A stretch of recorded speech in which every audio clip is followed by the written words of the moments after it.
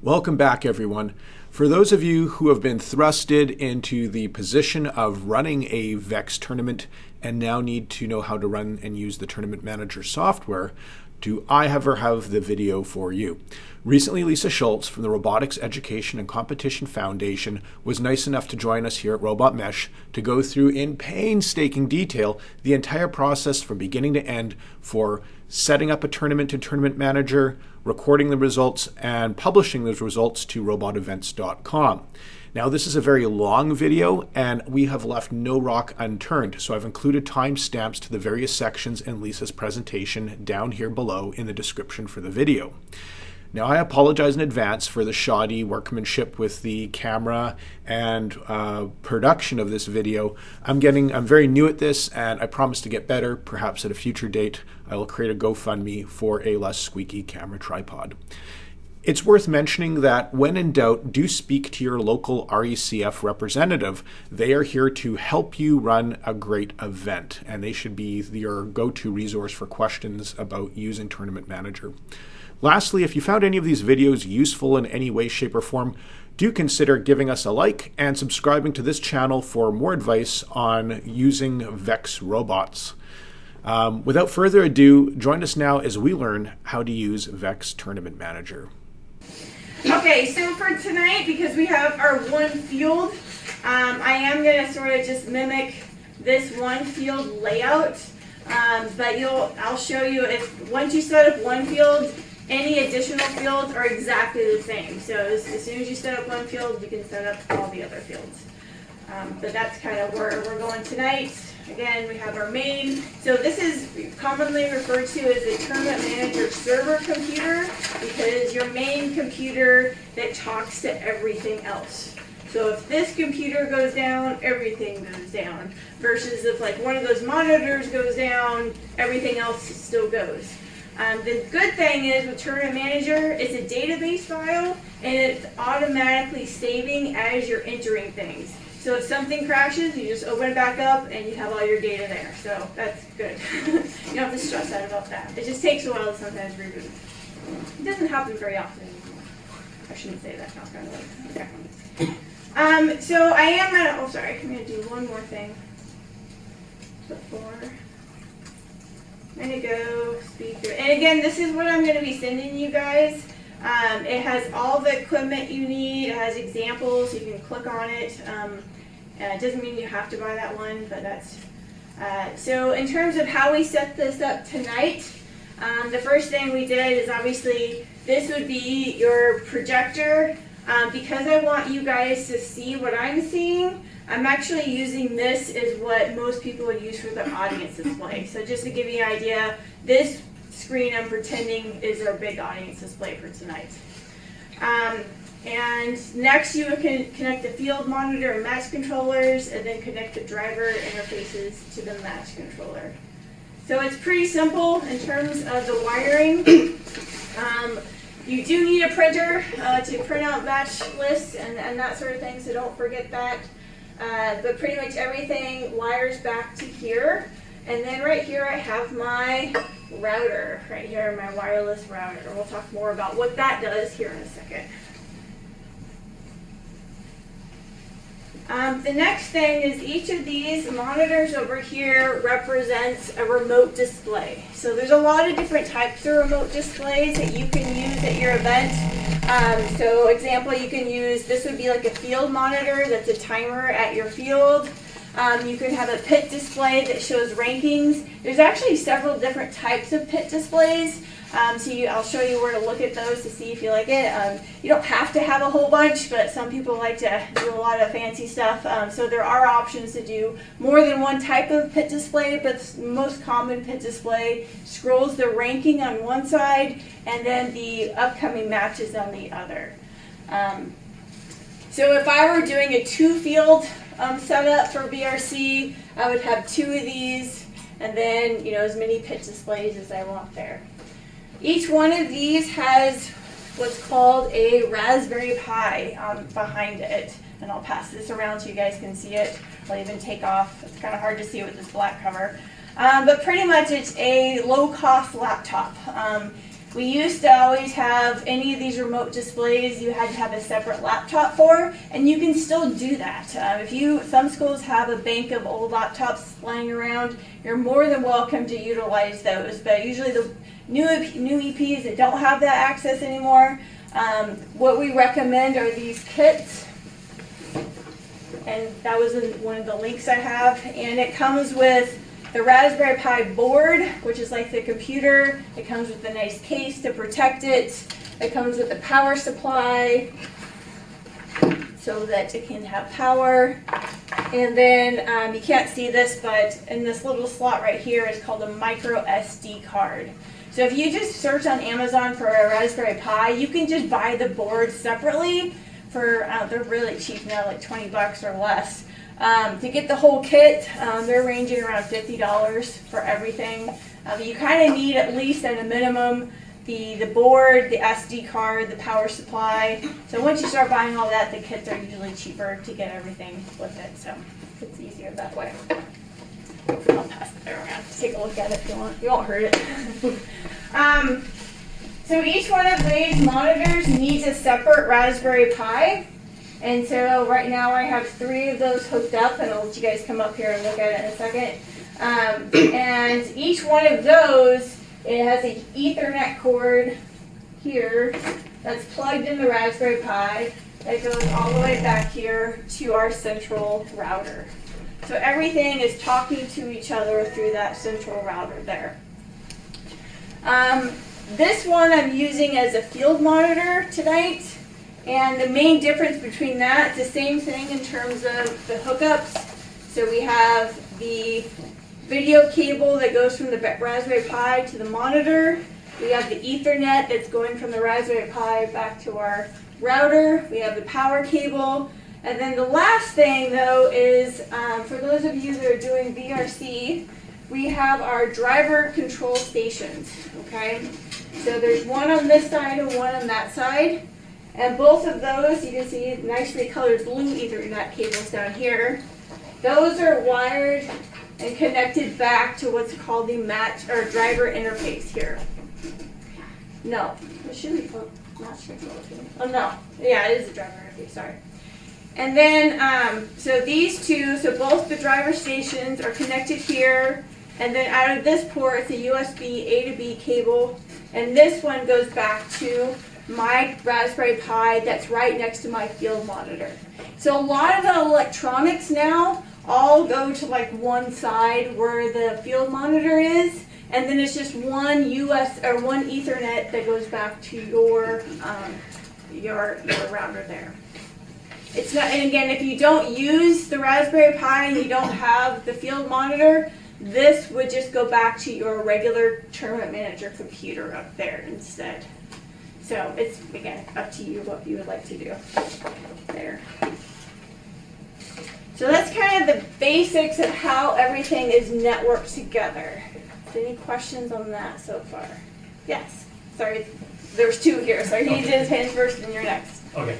Is this whole system need internet connection? Great question. So currently no, because I'm using a wireless router that's just a local area network. If you want it connected to the outside world, on the back of the router is an internet port. So you're going to have to do one of 2 things. Either your organization or school does a hardwire Ethernet connection to the back of that router, or Anthony showed me a really cool thing. It's a hotspot. You can bring your, it's a hotspot, but it has an Ethernet connection that can go into the back of the wireless router. But that requires, I believe, and correct me if I'm saying anything wrong here because I've never used one, like a SIM card and your own like subscription service to like transmit data there.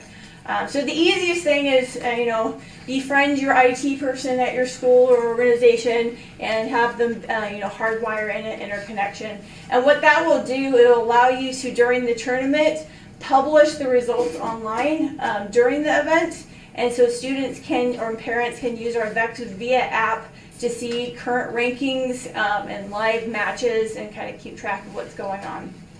There are a significant number of schools where their internet is on lockdown, and it's really difficult to do that. So it's not a requirement for an event partner to connect to the internet. It's a nice thing, but we never require it because we have no control over schools and what they allow or disallow. So that's them. Okay, what was your question? Okay, you answered half of my question. Like I was Oh, going perfect. if it is required to have the internet connection or not. That's what I was going to Okay. ask. The other thing is like the fit display, if that is like in another room, so still we'll have to bring the Ethernet cable all the way to the tournament. Correct. The other option is if you can't have an Ethernet cord that long, if you have an extra laptop that can connect wirelessly from that, because it can still do that, then you could talk to there, and I'll show you guys how to like connect or like another laptop and use that display. So that's the other option. Yeah. Cool. Yes. So if my school has Ethernet network ports all over the place, is it still worthwhile using my own router, or can I just use the school's network? You can use it, but I would test it because it also depends, do you want to use mobile scoring, okay? So if you want to use mobile scoring, you're going to want to have a wireless network that your mobile devices can talk to, and you'd also want to check if that was bridged together. Like if their local, hardwired Ethernet is connected to the wireless one, because everything has to be talking on the same network. And I've also run across a lot of schools have a firewall protection where they lock down peer-to-peer talking. So everyone can connect to it, but it won't let it talk to each other. So it seems like everything's working, but it actually doesn't, unless that you have them on site and they're willing to, open up those permissions for that day. So my number one recommendation is test before your event. Please do not wait until the night before to try this out. At least a couple weeks, if not a month before. Set up everything, and you don't even have to have a field. You just can put up the electronics and play around with it. So try that out, and then you'll see where things like you hit bumps in the road before that. Yes? So my question, if we want to try it out, are we able to create a fake kind of event such as to try it out? The software part, the data part, can we mess around? What a great transition. How about we start that right now? Yeah. Okay, great. So, Every point. Okay. So that's what we're going to do right now is I'm going to actually start up Tournament Manager and create a dummy event. So this is how you would actually test it at your own school. I disconnected from internet right now, but if you need the link, I sent it out on the automatic reply to this workshop. But if you need the link for how to get Tournament Manager on your computer, I'll show you that in a little bit. If you just Google Tournament Manager DWAB, that's who makes it, it comes up as this first link there. This is the Tournament Manager icon, so I'm just going to start it up.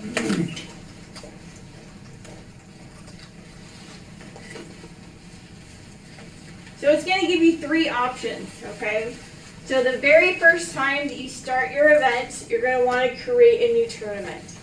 If you've already set up your events, and there's a lot of advantage of setting it up a couple days before your events, and I'll explain why later, but you can also set it up ahead of time and then save it on your computer, and so the morning of your event, you just open that up.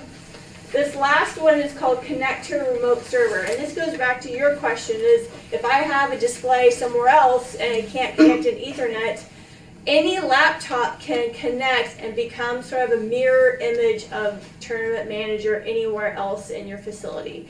So to do that, you would click this if you're on a secondary computer, and you say connect to a remote server, and it's going to ask you for IP address and your Tournament Manager password. And the next steps, I'll show you where we set that up. So tonight, I'm going to start out with create a new tournament.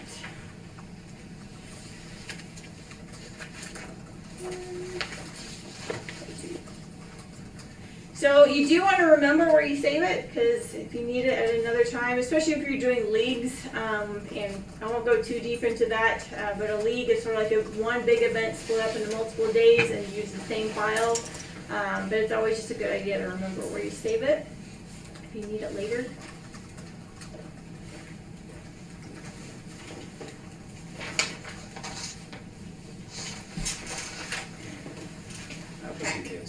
So when you first start it, it's going to walk you through a wizard. And so this wizard is really just a step-by-step, hopefully semi-intuitive, so you don't have to remember everything, a way to create your event. If you see here, there's a little blue link called User Guide.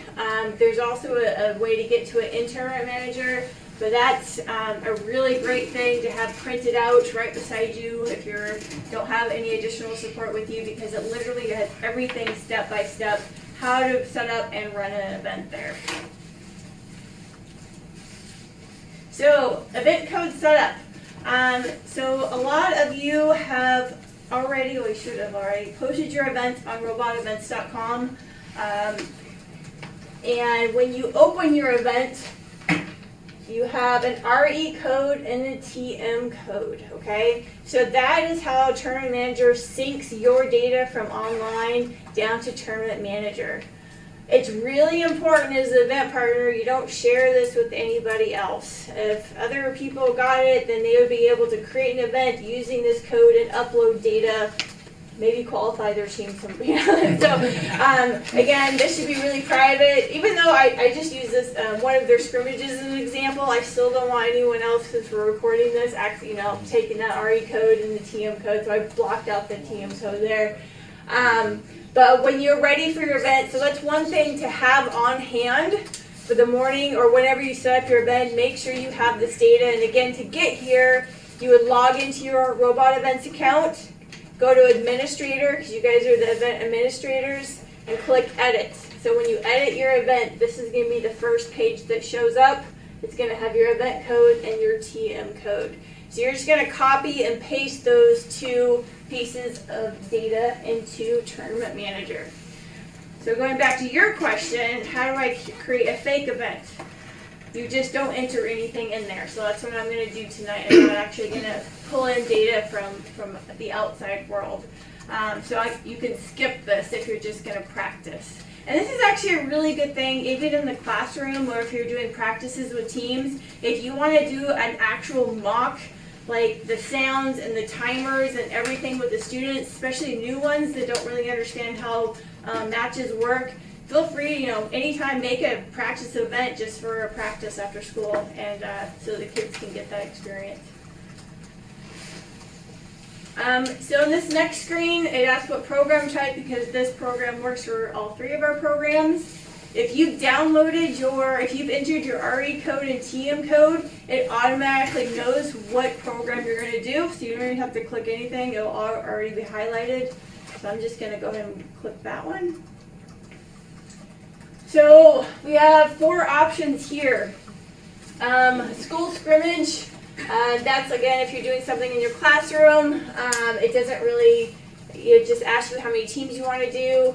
Small tournament, so I want to talk about field sets for a little bit, which can sort of be confusing. So a small tournament has these default settings for one field set. So a field set is a set of fields. And so I actually don't really know of any events this year in Washington or actually any of my areas that are using more than one field set. Multiple field sets require duplication of everything you have for your competition field. So it takes a lot more people, a lot more equipment. So like your normal VRC event has your 2 competition fields. That's one field set. And it goes from one field goes and then another field goes, and it goes back and forth. 2 field sets would be like 4 fields, and then there are 2 fields are going, and then another 2 fields are going back and forth. I know Caballero did it a couple times when they have like 60 plus teams because it gets in more matches. The cons of it is that you do need more equipment because you need 2 audience displays, you need 2 tournament manager computers, you need double the head refs. Pretty much, if you're doing less 50 or less teams, you can get away with, for VRC, I really recommend like 3 fields so that you reduce your cycle time. For VEX IQ, as long as you have 3 fields, you're fine. You don't need 2 field sets there. So going back to these options. Each of these, small, medium, or large, you can choose any of these. The only difference is we filled in some default values to make it easier. Large event we use for worlds, or like big signature events where it has multi-divisions and like a lot of fancy stuff.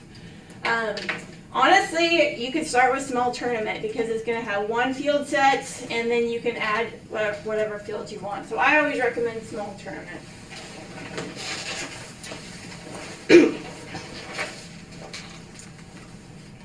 So event name, again, that will be pulled down from robot events from when you put in your RE and TM code. I'm just going to put test for tonight. Then there's 4 different password things. What is that?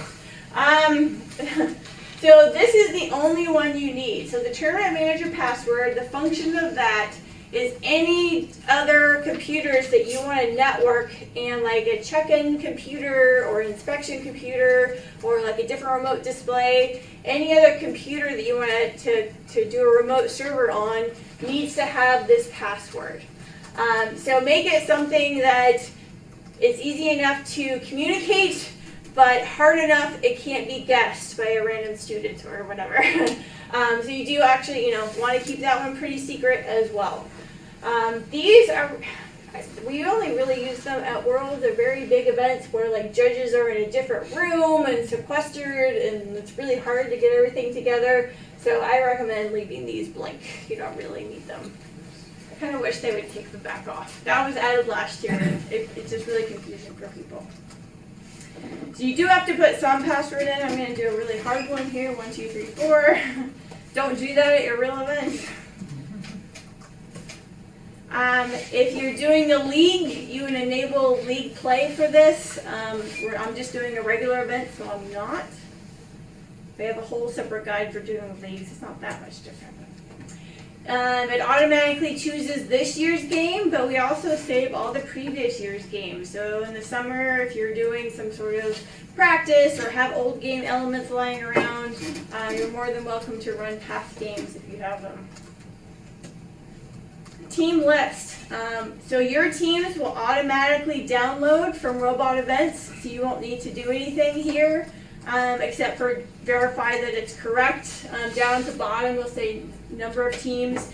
Whatever registered teams you have on robot events will be the same ones that are on here. So it's important that all teams are registered prior to you making this file. If you if a team adds a robot event, say you make it a month beforehand and other teams register, you would just clear it and import, or there'll be a robot events option there. I just didn't click the robot events thing. And you can re-download it from robot events. So there's your team list. I'm just going to generate practice teams here, 24 teams, and say next. Elimination alliances. So that you should check with me on, or the qualifying criteria. So since I had 24 teams, that automatically knows it needs at least 12 alliances. If you have 32 teams, you need how many alliances? 2. No? 3. 16, yes. We're including more kids this year. So if you have 32 more teams at your event, you need 16. If you have 24 or more, you need 12 or more. And if you have 16, then you have 8 alliance or more. We always say you could do more, except for if you have more than 32 teams, the maximum number of alliances is 16 alliances. You can't do more than 16 alliances to be a qualifying event. Yes, John? And if somebody goes home early or refuses to compete, can this be changed down later? It can, and I'll show that. Great question. Don't want to forget that. So you're saying this at a 50-member team, there's only 32 that go to the finals? That's correct. Oh, okay. Yeah. Good. Okay. For IQ, Julie, I think you already know this kind of from last year. Everything pretty much has been the same so far, except for IQ. It will say finals matches. For Washington, it is up to the event partner that it's not specified like VRC is, but we had talked about doing at least 10 or more. So you would put that number in there. Field set. So this goes back to what that is. So the field set 1, I like to name them competition fields because people understand what that means. Field control is kind of a weird thing. We have one field here. It's called, the default is the main field. But let's say we got a nice sponsorship by Robot Mesh. So let's add them instead. The field names will show up on the match list. So if you are being sponsored by an organization, this is a really great way to identify them and help share how they contributed to it. If you have more than one field, like if you had your 2 fields set up, you would add a second field right here. So you would have like field 2 there. So you, again, and so for VEX IQ, it's common to have 3 fields there, so you have your third one. Just because we have only 1 field set up, I'm just going to remove that right there. Skills field. So if you have a separate field that has field electronics or has a separate audience display that you would like to control other than on your competition fields, that's where you would add a field here. I'll just add one just for fun. Or you can have more than 1 skills challenge. Mostly you just choose one and then you rotate between, like or you toggle back and forth between skills challenges. Or you can have just one audience display, especially for VEX IQ. This is common. You'll have like 4 fields out, you get all of them going, and then you'll start the skills timer and they all go at once. Again, you only need 1 skills field set there. Maximum skills challenge attempts for VRC is 3 this year. So 3, then that is 3 driver and 3 programming. It's not optional anymore. I think that's for VEX IQ as well. Yeah. So always set that to 3. Yeah. So that's the maximum, but you can keep a minimum also, or you have to have 3? You have to offer 3. It doesn't mean that the kids necessarily get 3. So it's still up to them to have time management and to get to the robot skills area and get through inspection fast, if, whenever your robot skills are open. But you, as an event partner, you do need to give a reasonable time for teams to put in at least 3.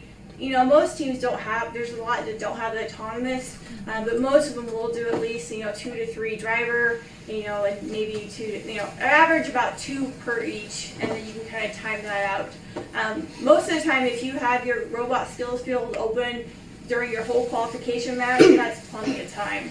If you're only doing robot skills in the morning, if you really need to see how many teams you have and determine and make sure you have enough time for that. There, okay. So pit display. So it automatically adds 1 pit display. So that's going to be my 3rd monitor over there. If you have multiple pit displays, say you have a really big event and you want to show it in multiple areas, you can add additional pit display, like you could say cafeteria. And there are a bunch of different ones, but it doesn't really matter what you pick here because you're going to assign it whatever you want later. So I don't actually know why I'd even have a choice there, except it kind of just does it for you automatically. I'm not going to add that one because I'm only having 1 pit display, but that's how you add more. Oops.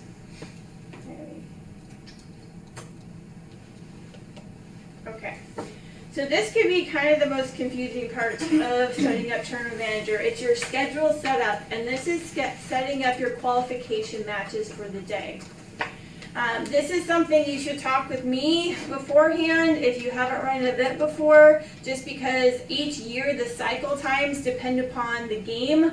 This year's game is taking a bit longer to set up for VRC. VEX IQ, we're hearing it's good to go. Pretty similar to previous years. Many of the events I've had this year have started with a 5-minute cycle time in the morning, and then the afternoon, once people know what they're doing a little bit more, transition to like a 4.5-minute cycle time. If you have 3 competition fields, you could probably go down a little bit to like 4 minutes, but it does take a bit longer this year with field setup. So, and cycle time is the time it takes from one match to start to the next match to start. And that's on average of 2 fields, cycle time for 2 fields, correct? Or 3, it doesn't matter. No, I mean, your metric for cycle time is based on a 2-field setup at 5 minutes, right? Yeah, the ones that have gone so far have only had 2 fields. The one that I talked to wasn't mine. They went down to 4 minutes with the 3 fields.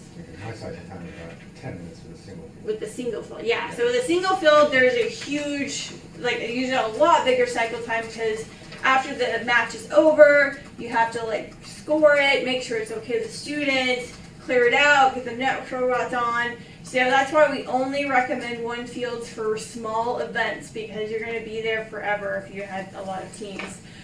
2 fields, between 2 fields and 3 fields, it's not a huge difference. And really beyond that, it's you're getting, by the time you're done with one, the next one's pretty much ready to go. Obviously, there's always delays that happen if a robot is not starting or if a kid has a question and needs to talk to the referee. So we kind of add in a little bit of buffer there, and to get you maybe get a little ahead of schedule. So if something goes wrong, you have a little bit of, like I said, a buffer, so you don't get too far behind there. Yep. Yeah, my question is, there's really something happen before you are able to start the next game. Is the controller actually able to just pause the next one, or is pretty much running always? Oh yeah, so the TM operator, so you're gonna have somebody just sitting at this computer, they're the ones that actually start and stop matches. So it doesn't automatically start its own. The MC or head referee, depending on what volunteers you have, would cue the TM operator to start the matches each time, yeah. So what you need to do with this schedule setup is review your agenda. So when you guys posted your events, that's why we force you to put an agenda in there, is we want to make sure based upon the number of teams you have that your agenda is reasonable in terms of how many matches.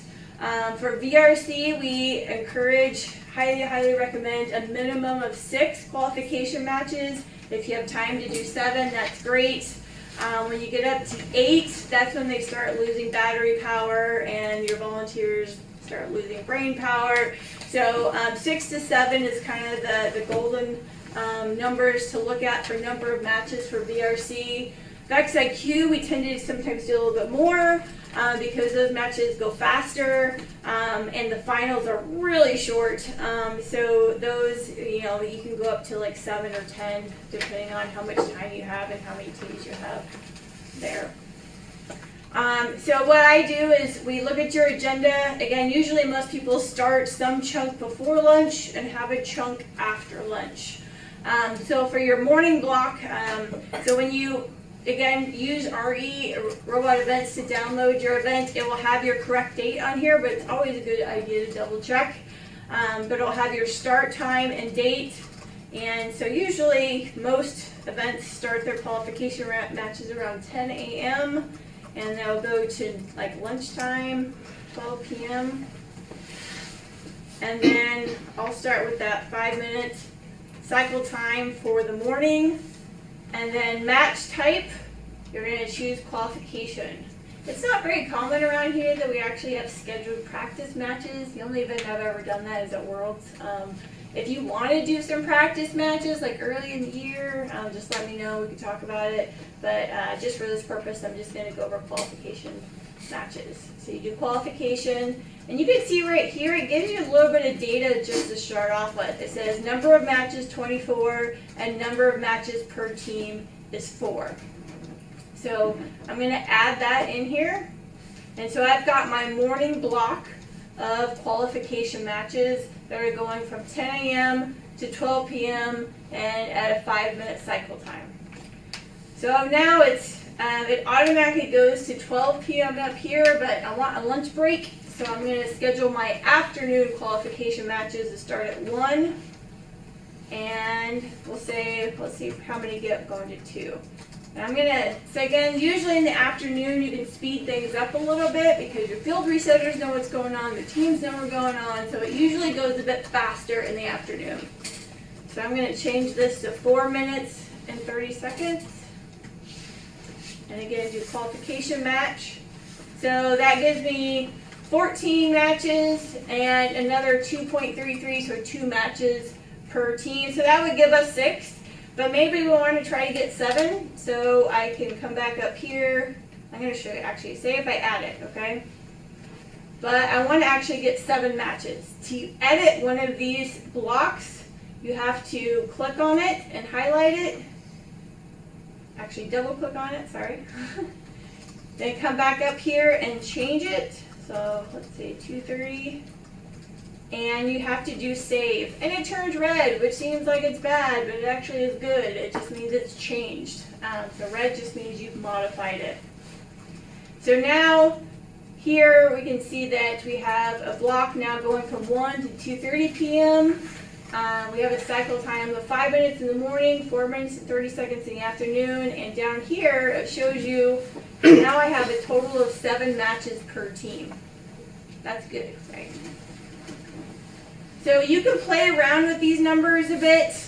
You know, like if you want one more match in, like if you're seeing this number of matches per team, like 3.85 or something, you're really close to getting another one. You can like add another 10 minutes to your, you know, your block or something. You might grab in that extra one. So you can play around with this. This is a really good thing to do, like when you're planning your event early on, to kind of see how to check your agenda. But like I said, I kind of review the agendas just to make sure they're in the right ballpark. But feel free, we always say agendas are tentative, or be flexible a little bit so that when you guys are making your qualification matches, you try to match the agenda online. The biggest thing is you want to make sure when people are walking in the door and when people are leaving, that stays pretty static, because most of these events, teachers are bringing kids or parents are bringing kids and they have to go at a certain time. So you want to make sure you're in those bounds, but inside those bounds you do have a little bit of wiggle room there. So we've created our qualification blocks, and the next step is to create our qualification matches. I'm going to do that, and this is using a fancy algorithm in the background, and what it's trying to do is diversify the team matchups. It's trying to spread them out so one team is not going back to back.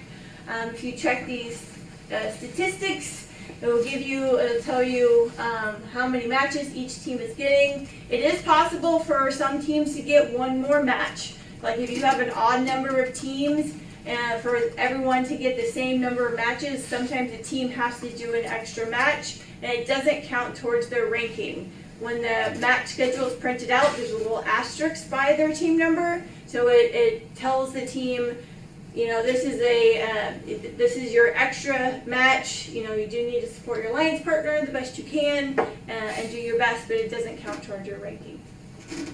And so this just tells you some interesting stuff. If for some reason you don't like some of the spacing or timing, you're more than welcome to click that button again, and it kind of regenerates some randomness in there. But most of the time, the first time you click it is just fine.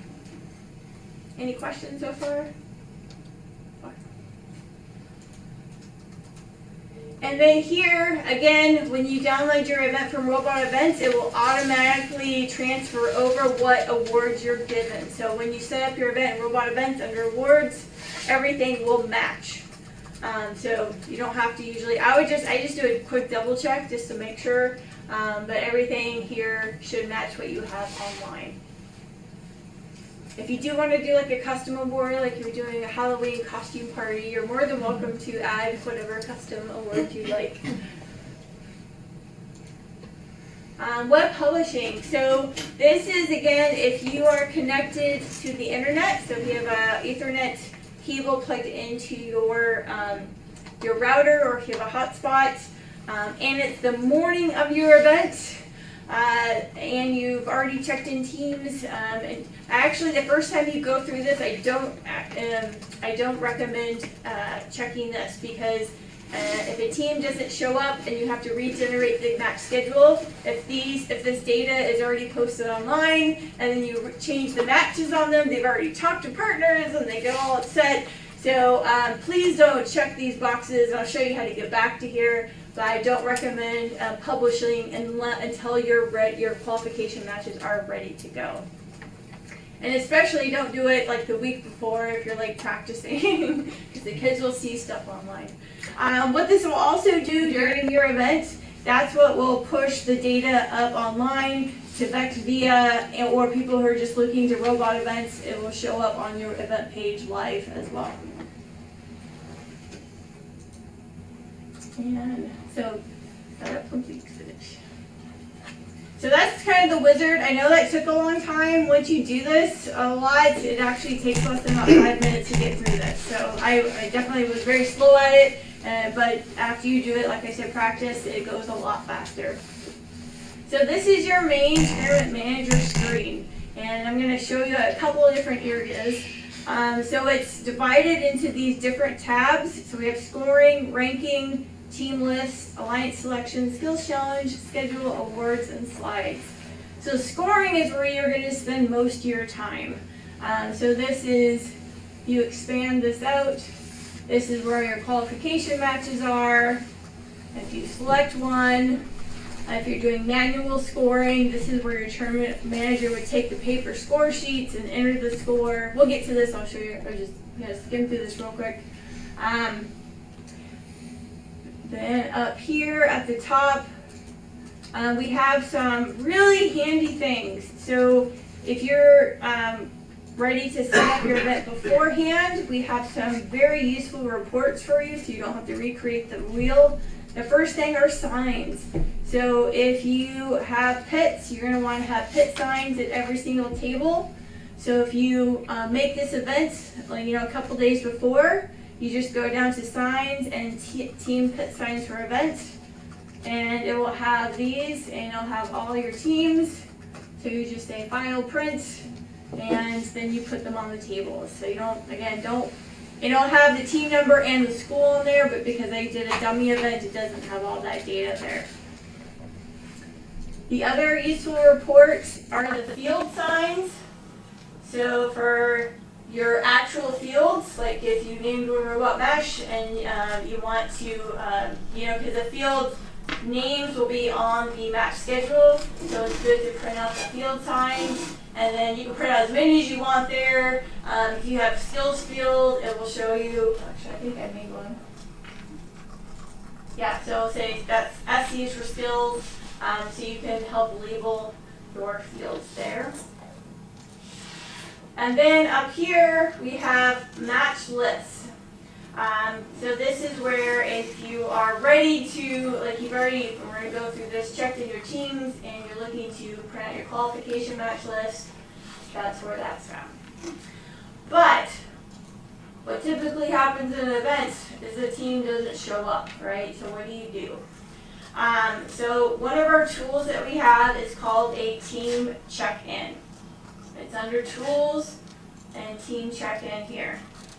So when teams arrive, you should have somebody at a front desk that is, right in clear view, so right when people walk in, they'll check in with their team number, and so that you know that they're there. If you have an extra computer, you can have this actually at the check-in desk, and they can do this. Or if you want, you can, I'm going to close this for a second. You can go to reports, team list, and team list for events. You could just print that out and have the check-in person mark it off when they arrive, and then give it back to whoever's doing the tournament manager file. So when you know what teams are checked in, you just select the team number and say check in. If you have almost like all of them checked in except for one, this can be kind of tedious, so what I just do is say all teams checked in. That checks in all of them. I wish I had like a check not checked in button, so to sort of not check somebody in, you go to this called team list tab. This has a lot of good information on it. It's team number, team name, it has it checked in, it also has the inspection status too. So I'm going to uncheck in team 1 by selecting them and then going back down here and unchecking it in and say save. How about team 1 and team 2 didn't show up today? Okay. So here's the problem. We've already made our qualification match list and it has team 1 and team 2 included in it. So we need to go back and regenerate the match list without those teams. So the way you do that is you go to Tools and Regenerate Match Schedule. Never rerun the wizard, okay? So once you've started your event, you never want to rerun the wizard. If you're like practicing and you just want to start over, that's fine. But when you run the wizard, it will delete all skills data. It will pretty much delete everything you're starting from scratch. So whenever you're just adjusting settings, you're either going to use options or regenerate match schedule. So stick with those. So I clicked regenerate match schedule, and what it does, it goes to that certain section where we created our matches earlier. And now there's a new line up here that says exclude the 2 teams that have not checked in. It automatically redoes the math to calculate how many matches will be there. So all you need to do is come down here and like, oh, now there's 8 matches. That might be a little too much. So I'm going to go back up here and edit this back to, let's say, 2 o'clock. Now you're at 6, so try one more time. 15. There you go. So now I'm back at 7. So you can kind of play with the times a little bit there. If you really want to, you can mess with the cycle times a little bit. Just be cautious this year. It just takes a little bit longer. So once you have that, and you're okay with the number of matches, and you've excluded the teams that are no longer there, you go Just a to... quick question. Yes. It shows decimals like 3.09. Is there a point where it rounds up and says, I'm going to do, oh, I mean, as in, you've got 7 matches, but 3.09 means some team might go, but at what point does it round up and actually add another match to where you've got an extra team playing an 8th match? It only adds another. It only adds another match per team once that goes into another whole number. Oh, okay. Yeah. Okay. But it kind of shows you how close you are to them.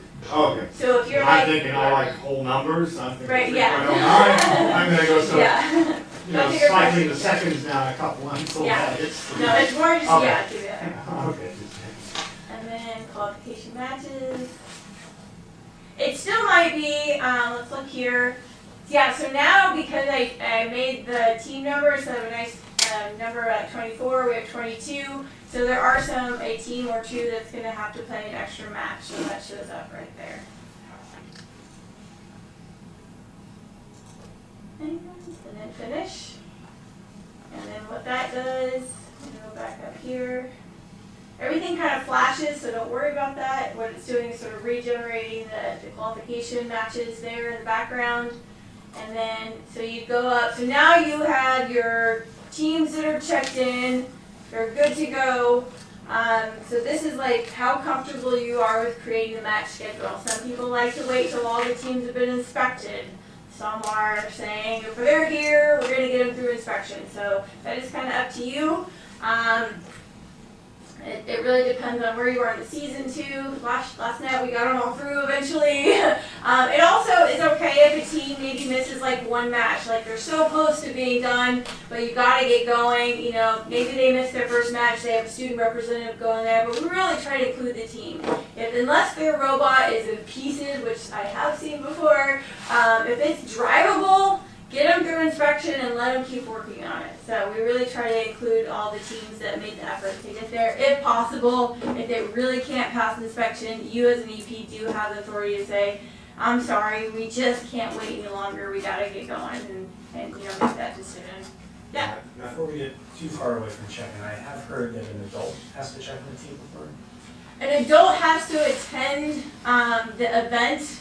It's up to the event partner if they require an adult to check in the team. We highly recommend the check-in person verifies an adult is with the team. It is an REC Foundation policy that every team has to be accompanied by an adult, and not a person who's 18 in high school.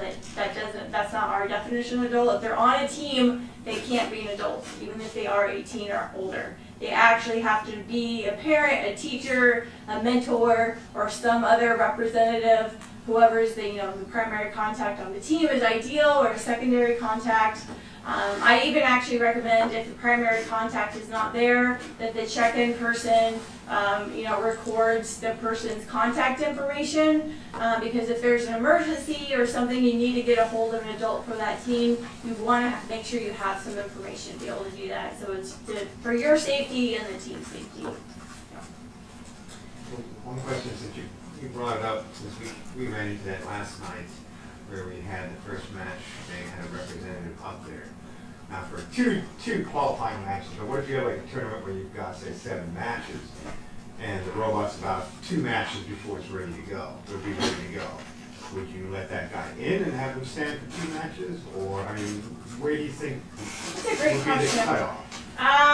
It's a hard decision. If it's more than 2 matches, my gut feeling is no, because then you're putting their alliance partner down because they don't have a partner. But it is common for robots to break and miss a match or 2 during events just because of haphazard. But again, this is a personal opinion for an event partner of what you feel. But you know, for my personal thing, if you thought they were gonna miss more than 2 matches, I would probably say probably not today. But once you spend the time working on your robot during today and get some help from other teams. But yeah, so again, it's a gut feel kind of thing. It's hard to like put an exact number on it. You know, plus it's hard to really figure out how close they are too. A lot of times they think they're close, but even if they have a drivetrain, they can help out. So a lot of teams get really frightened, like, I can only push things around. Like, great, push around. You know, there's legal defense. You can put cubes in corners. I mean, there's a lot you can do with the push bot. So a lot of kids don't even want to go through inspection until the robot is done. And I'm like, let's get you inspected. You can keep adding onto it. If you like increase the size, we'll resize it as you go. But we'll try to get them all playing if possible.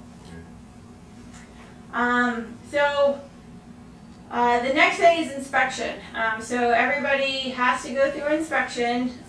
You will have your paper inspection sheets and at your inspection table. Once those get passed, you come up here to tools and inspection, and the tournament manager person will just pick the team number again, and there's a not started, partially complete, and passed. Most local events, if they're out of size but they passed everything else, they'll just circle that criteria on the inspection sheet and keep it at the inspection table. At Worlds, we use partially complete a lot because papers get lost, so that gives us notes, because you can put inspector notes down here. But if they passed, you can go ahead and say pass there and say save. So you have to. This one they don't have an all teams one, which is kind of annoying.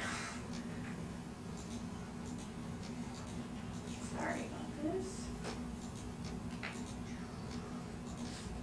I'm not going to do all of them just so you see what it looks like if they don't pass inspection, because it will notify you if they have it.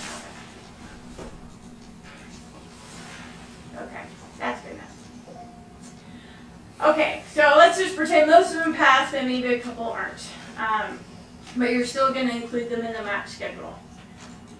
So the next thing that you'll be doing probably before this, honestly, is setting up your displays. So there's a couple ways to set up displays. Again, most of the time your tournament manager computer, you're going to be connecting with an HDMI cable directly to your projector or big monitor. I did mine through Raspberry Pi again because I wanted you guys to see what I am seeing up here. To connect to something like this, like a laptop or any laptop, like remote display that you have connected, you go to display, start new display, and you have the 3 display options: audience display, pit display, or field queue. So again, you could do any of these remote displays with a laptop. I'm just going to say audience display full. And it's going to ask you which audience display. So if you have a separate robot skills field, they would have their own audience display, because you don't want what's going on in the competition fields also going on robot skills. So those are 2 different audience displays. So it gives you a choice of what field set you want your audience display for. So the competition field has our 1 field here, or 2 fields, or 3 fields. So I'm going to click that field set and say continue. And on the Tournament Manager server computer, you're going to have a miniature version of this. Here you can test your audio. So you can test sound effects, like your start. Well, I don't have my TV hooked up there, so sorry, we'll go back to that. So normally if you're hooked up to this, the sound would come through there. Or if you have an audio, like computer speakers or a bigger audio system, then it would come out of your Tournament Manager computer there. So if you have another monitor, you would actually see 2 monitors here. You do have to extend it, okay? So make sure, so depending on what kind of computer you have, I have a PC, so it's that little Windows P button that looks like this. Doesn't want to do it now. Anyways, you usually see some options on the side. You want to extend or duplicate. So you want to extend it, and then you would then see full screen on monitor 2. So since I'm not hooked up that way, I'm just going to close this right now. Or if you're doing a pit display or something, all the same. Yeah. So basically, for audience display in a remote computer, so that computer startup going through selecting the game or all these things, or just need to connect to a remote computer? Just has to connect to your Tournament Manager server computer. Okay. Yeah. So basically, that one does not need to go through all this too many stuff. Maybe it just directly go into this display and then select. Right. Yeah, so yeah, I guess to better answer your question, it sort of depends on where your display is. Yeah. I usually recommend a direct connection from your TM computer to your audience display, because if you're trying to do it wirelessly, like if you have a different computer and it's wireless, depending on your bandwidth, there could be some latency issues, and you do not want, delays in timing, because that creates a lot of chaos. So as much as you can, anything that has a timer on it, have it hardwired. If it's like a pit display, that doesn't matter if it kind of. Some of the networks are really great, like Julie's, you guys rocks, and he does everything wireless, and there's no problems at all. So it's just a recommendation, or test it out before. And especially if the day of your event, you're going to have a ton of people there, and if they're able to get on your network, that's going to really slow things down and affect how these things talk to each other if you're doing it wirelessly. So if you're on your personal LAN wireless, then hey, you're all good because you're the only thing on there. But if you're using a shared school network, you have to be kind of careful with that. Okay, so Raspberry Pi displays.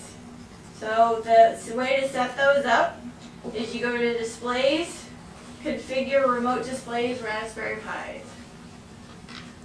So right here we have, when you first start up the Raspberry Pis, each of those does have its own Tournament Manager software on those. I'll email you guys the instructions on how to install that. But what happens is it defaults this VEX screen, and your router assigns it an IP address, and they're all different. So that's how Tournament Manager knows what information to send to each one, because it has a unique IP address. And that's why you need the router, okay? If you just use a network switch like this does not assign individual IP addresses. But you can use this if on the back of your router, say you have only 4 or 5 ports and you have way more displays, you actually can connect that to this and then more displays in here and daisy chain that together. It still figures it out. But your central one does have to be one that has DHCP capability, which means it can assign IP addresses there.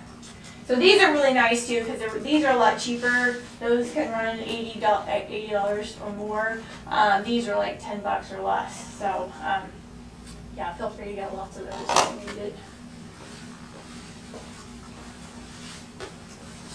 So when you're first setting up your event, I did it earlier just to test things out, so you can kind of see some display names I have down there. The first time you do it, it will be blank, or it'll say unknown in terms of display type.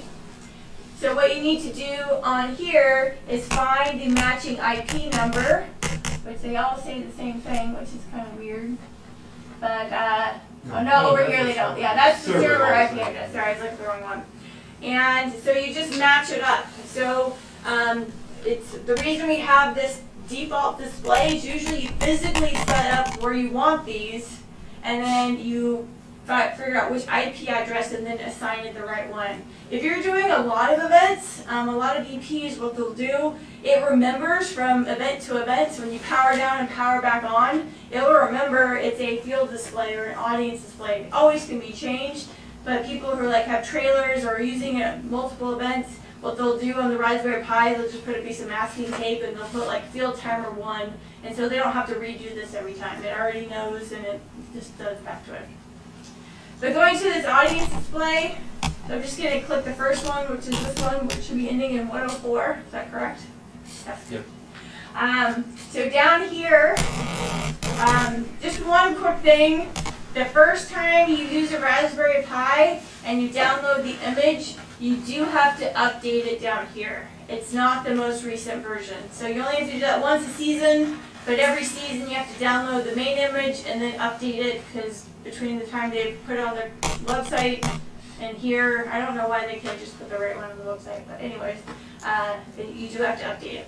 But if you've got an existing Raspberry Pi, you have to re-download that year's image, reload the Raspberry Pi, and then go update? Not reload the Raspberry Or Pi. just update? Just update, yeah. So I'm going to pick that first one. Down here, this is display type. So again, you have your 3 choices. It could be audience, pit, or field. So I'm going to keep the audience display. Here you can type in the display name. So that's what shows up down here. So you get to select what that is.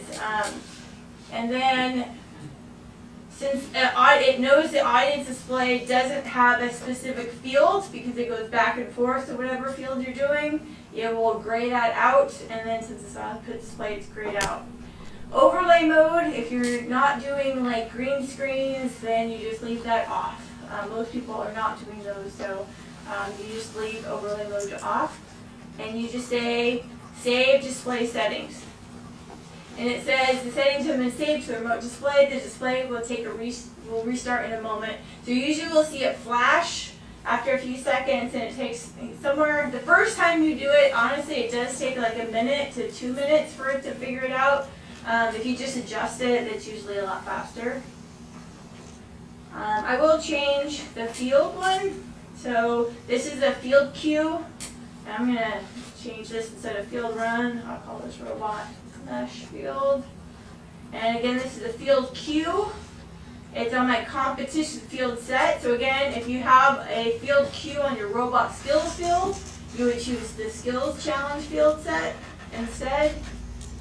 And it knows if you have multiple fields on your all your fields will show up there. So it will say which ones you want to do there. So each of these field timers, there's 1 per field. So you assign each field timer a specific field. Okay. And then save that. And then your pit display, again, you can change it to whatever you want. And then there's really not a whole lot of options on that one. It's pit display. So that's it for setting up the Raspberry Pi. So that's why these are becoming really popular, because they're really fast to set up. They're very easy to customize. Also, too, if the power goes out or somebody accidentally unplugs something, all it has to do is get the power back in and it goes right back to where it was. Laptops, like if you have a remote display using a laptop, if that power goes down, you have to restart up Tournament Manager, you have to connect it to the remote server, you have to start the new display, so it takes significantly more time to get those going. So again, that's another advantage of the Raspberry Pis. You did say you can run the Raspberry Pis off Wi-Fi? There is a version of that. I'll send you the link. There's a beta version released that EP's figured out, and we've kind of made sure it works with Tournament Manager. We don't guarantee it, but it's worked so far. Like I said, Julie's, her IT guy did all their wireless Raspberry Pis, and it worked really well. So I've heard good things. It uses like a web server interface to set this up. It's a little bit different than this. You actually type in the IP address up in like a website, and then it comes up with a similar menu like that, and you that's how you connect to it there. Kind of cool. Okay, so now I've set up my displays, and the default is you're going to see a logo. Oh, I forgot to save that one. So if you're seeing logos, that's good. That means it's transferred that data to your audience display, and you are ready to go. So again, that one probably will take a minute to get going. So we've checked into teams, we've inspected the teams, we've set up our displays, we've set up our electronics. I think we're ready to actually start the tournament. And so the first thing, any questions so far? I should pause there. Yes? If any team doesn't pass the inspection, they still play the games? It's up to you, okay? So it really depends on how close they are to passing inspection. But it's ultimately, as an event partner, your decision whether you're going to allow them.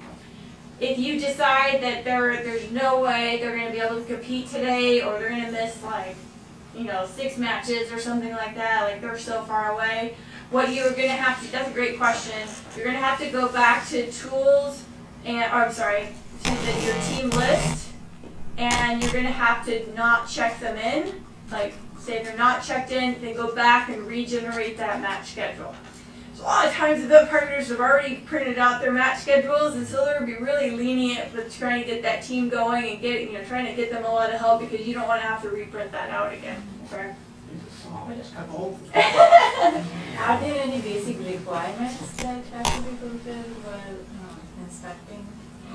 Yes, so there's an actual inspection checklist. And so in there, you might actually have one right there. Super. So for BRC, there's 2 inspection checklists. There's the B5 checklist and the Cortex checklist, because we're still, the Cortex is still legal. For VEX IQ, there's just the 1 checklist there.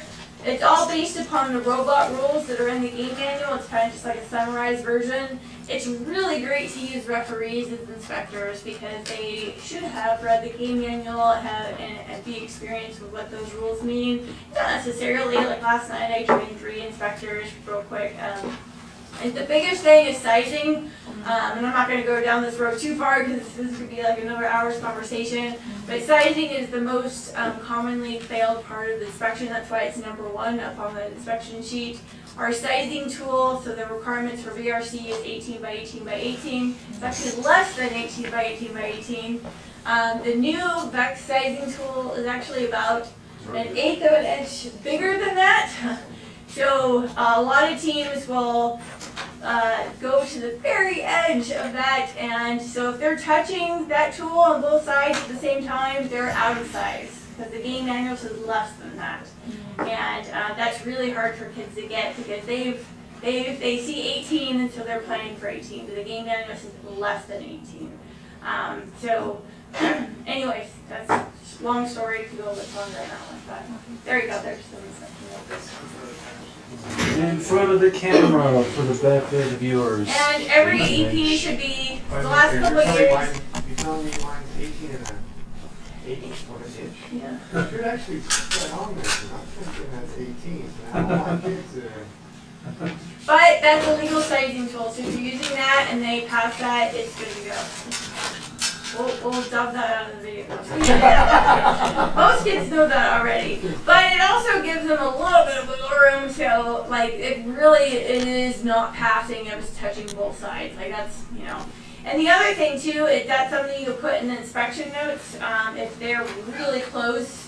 A lot of teams this year, they're using these intake mechanisms that they're having to wrap back around, and some of them forget. So that's their initial configuration.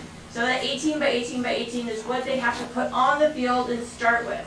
Some teams think they just have to pass inspection. Once they're done inspection, they can let those things down and they can do whatever they want. But no, they have to start in that initial inspected configuration. If they have a different subsystem, because it is allowed to have like a different subsystem, they want to get those all inspected and make sure they're all in passing. You also want to, sorry, go ahead. And if the ref doesn't think that the robot is in size, he can just size it on the field anytime. Yep. Totally allowed. Yeah. And especially at the end of the day, these robots get mashed up and they can start going like this. So other teams can also call. Other teams can actually call for a sizing. But the referee doesn't have to do it. It's up to their discretion still. Oh, it is? Yep. Okay. That's how you think they should still find it out if they think, because Yep. referees don't see anything. Yeah, they're seeing a lot of stuff, so it's definitely worthwhile to point out, but it's up to the head ref to decide who wants to do it. Okay, before I get too far down that road, that's a great discussion, and I'd be happy to talk more about that on a one-on-one basis. Inspection is kind of its own thing there. So let's see if we thought of anything else. So again, to print out your match schedule, you go to reports. Anything you want to print is under reports. So if you're thinking, I need to print this, it's under reports. So match lists. There's a couple different options here. The most common is the qualification match list by match. And I'm going to zoom in so you can see this more. So this gives the qualification match number, what field it's on. So if you're using multiple fields, it will have the different names there. What time the match starts. What teams for VRC on the red alliance and what on the blue alliance. For RECF would just be the 2 teams that are playing there. And it has the entire match schedule for the entire day. If likely that it'll be 2 pages, either have a double-sided printer, which is really nice, or have a stapler on hand. It's one of the most common things that people forget at an event is having a stapler if you don't have a 2-sided printer or copier handy. Another thing that's really handy to print out for judges is your match list by team. So this organizes it. Sorry, I'll zoom in. It's not required, but it gives you a handy reference. If you're really nice in an EP, you'll give these to teams too, but it's not required. Over here, I'll have the team number, and then over here, it'll say what matches they're in. That's really nice for judges to have because when they're trying to find a team, it's a lot easier to look at this table than try to look through the whole qualification match schedule trying to find out where that team is. So that's just a kind of handy little report there. Okay, so now we're ready to start our matches. Under qualification, if you expand it, so these are all of our matches for the day. Just qualification. Finals matches, you'll notice a little folder, or elimination, sorry. None of these have little plus marks next to it. So it doesn't create the finals or elimination matches until the qualification matches are done and alliance selections have been done. So that's why those are not made yet, so that's normal. To start the first match, and it says right here, but people always miss this, right click on field, or not field test, but right click on the match to queue it on the field. So you right click and queue match on the default field. So right here you'll see a couple of things. The first thing I want to point out is this audience display. So this controls what is showing on your screen. When you start a match, the end match, is it showing it? Yeah. The timer automatically starts. So if your team operator forgets to change things around, don't worry. As soon as they start the match, TM automatically change your audience display to end match and shows the timer. Some things that are nice to show sometimes are well, maybe later I'll show something more. What's intro? Oh, intro, that's a good one. So like when teams are, like you're waiting for the next match to start, if you don't have a field timer on the field, this is a really nice one to put up there because then the referee can see what teams are supposed to be on the field coming up there. Once we score a match, I'll show you a couple different ones here. I'm going to go back to end match. Over here. For your pit display, so right now it's automatically showing, if we select rankings, that normal rankings thing, but maybe you want to show something else. So under display, you actually have control of that over here under pit display. And so you can do skills ranking, you can change it to that. The schedule, and that's just the schedule without any rankings. Oh, I should show this one. Let's see. How do they not have? Oh, here it is. Inspection. Okay, so this is a key one to have while teams are getting inspected because it shows you. Here's the color coding. It'll be on the nice big screen. If they're kind of this grading color, that means they're not checked in. If they're green with a line through it, that means they're checked in and passed inspection. If they're red, that means they have not been inspected. So that's a really good thing to have up there, so someone, whoever has your microphone, can start, announcing, hey teams, you need to, get inspected, or your runners can go around trying to find those teams. It also just is a good visual cue. Kids see their numbers up there in red, they're like, huh, maybe I should go get inspected. Sometimes you need a little more motivation there, yeah. Okay. So I'm going to go back to rankings for my pit display. And then in match over here. Okay, so up here, I'm gonna right click, or EQ it, sorry. So when you're ready to start, you're gonna start the match. Your referee or MC will count it down. They'll make sure the teams are ready to go, and they'll say, okay, autonomous in 3, 2, 1, start. Your sound will be hooked up, so you'll hear the do-do-do, right? And then it will go down. I'll probably turn up the sound on this one. It's not connected to that one, I don't think. Should be if it's already tuned. Oh yeah, maybe. Just says down is down. Zero. There we go. That's what I should do. Don't do it too bad, or I'll blast these people in front. Okay, so autonomous is over, okay? So the person at the tournament manager computer is going to wait. They have to wait until the scorekeeper referees and the head referee decide who wins autonomous. I'm going to show you mobile scoring in a second, but for right now I'm going to just pretend we're using paper score sheets, okay? So the head referee would announce, or the MC would find out from the head referee, and they say who wins. This is the first year we've kind of had this whole tie thing, because even if it's 0-0, we count it as a tie. Because we had 2 purple cubes for VRC, so if you win autonomous, you get both purple cubes and 6 points. If you tie autonomous, each team gets 1 purple cube and 3 points.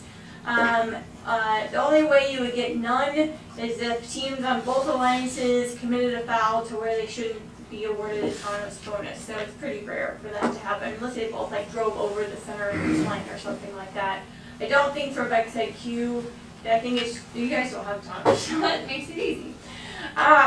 So the referee would say which team won autonomous. So you would say, let's say red won autonomous.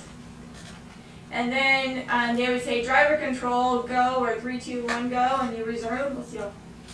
Oh, sound good. Whoops, I have to do that.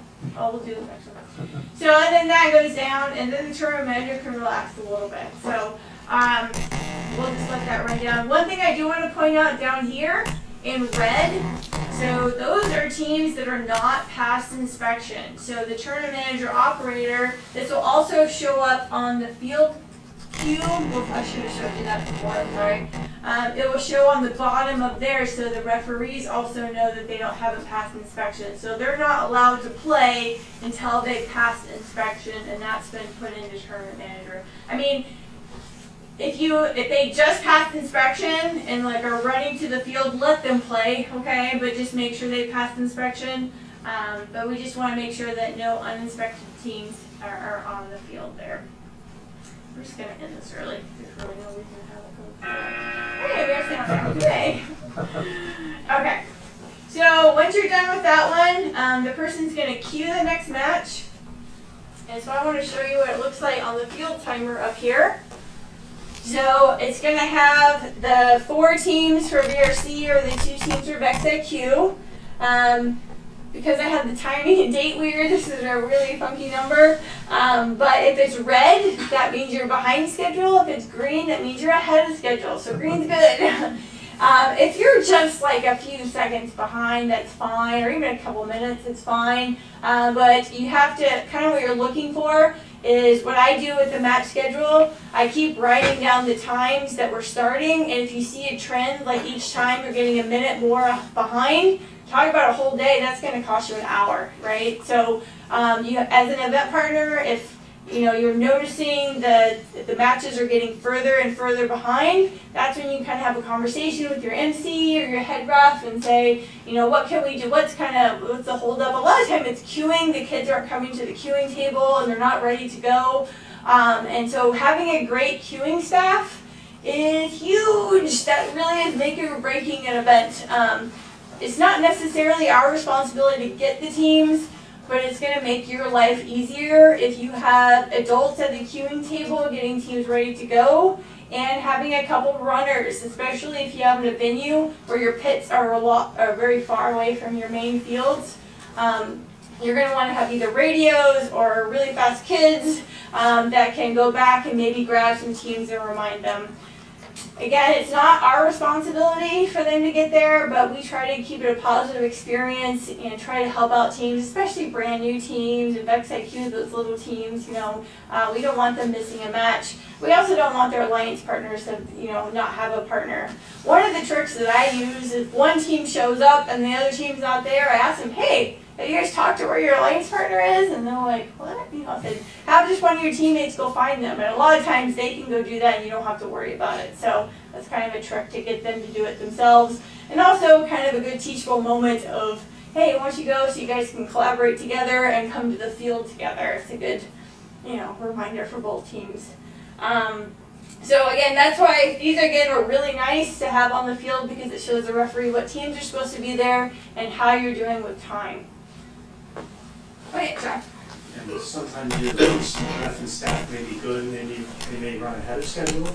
And at that point you want to tell them to slow down, because that's when you get a lot of people not showing up because their schedule says one time.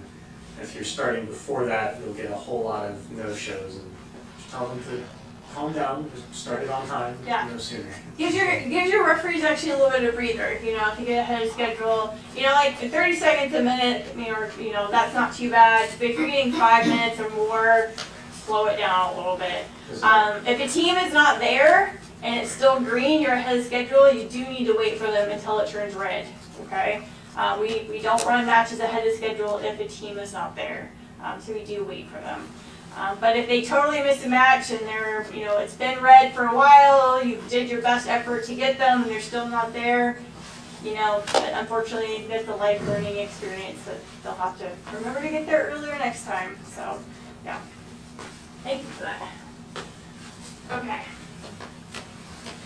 So after the match has been queued, a lot of times the scorekeepers will be doing their scoring, and if you have multiple fields, as soon as that next field is ready and all the teams are ready to go, then you actually go ahead and start the match before that match has been finished scored, okay? That's how you keep on schedule. If you wait until, if you have multiple fields and you're waiting for that field to get scored, you're going to fall behind schedule really fast. That's why we have the 2 fields there. So once the next one's ready, you just start it. Okay, the bells. Again, and just rinse and repeat. It's literally, so if you have anyone that, this position is easily trainable. It doesn't need an expert to run matches, just need someone who can pay attention. Because they do have to have good communication between the head ref or the MC, and they can't be looking at their phones, texting friends all day or something like that, because they'll miss the cues, because they are the ones that start and stop the matches there. If they mess up, it happens, like they accidentally pushed a button and started it before the referees are ready to go. You can abort the match and reset the timer, and it does restart it there. They have to reset the field and everything like that. But no worries, we're all human, things happen. So once that's going, you can actually kind of move this to the side. And the person can enter the scores. So behind here, and it looks a little different for VEX IQ, you can enter whatever scores. So this is the different score cubes in the middle. They have some stuff. Down here is autonomous winner or autonomous tie. So again, it's just whatever scoring is going on there. This looks really similar to the score sheet. So when the referees turn it, if you're using a paper score sheet, it looks very similar. Down here, there is a possibility that teams don't show. What that means doesn't mean a robot's not there. It means no students and no robot is there. If a student representative shows up, you don't click no-show. A no-show automatically makes it so they have 0 points for that match. So if they have a student representative, say they're working on the robot in their pit, but it's something that's really not working, then they can't get it to work, they can send a student representative and still get the points for that match.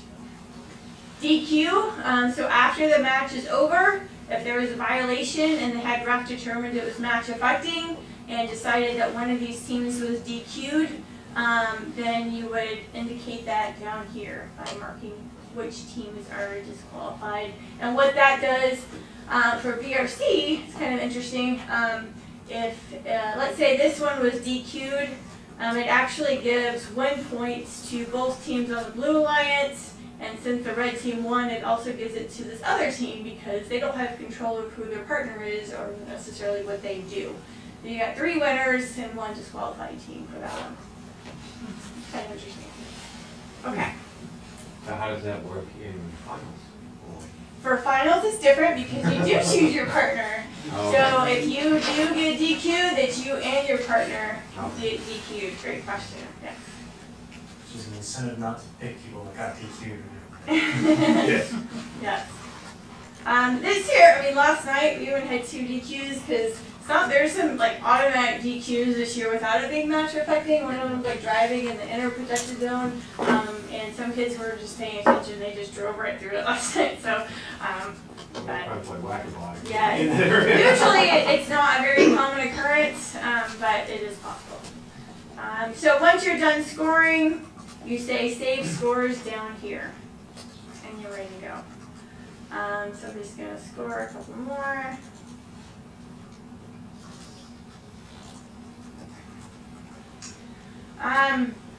Mobile scoring, I'm going to briefly go over that really quick. If anyone already has the app, you can connect with it if you want. The app is called VEX Mobile.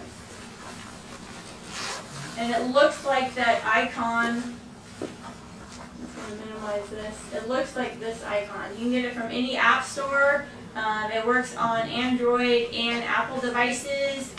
It doesn't have to be a cell phone. It could be tablets. Actually, it's nicer if you have a bigger tablet because, well, I mean, it's hard to see some of the stuff, but it's definitely doable to do on a cell phone. On the iPhones, you definitely want a tablet because the iPhones, it doesn't.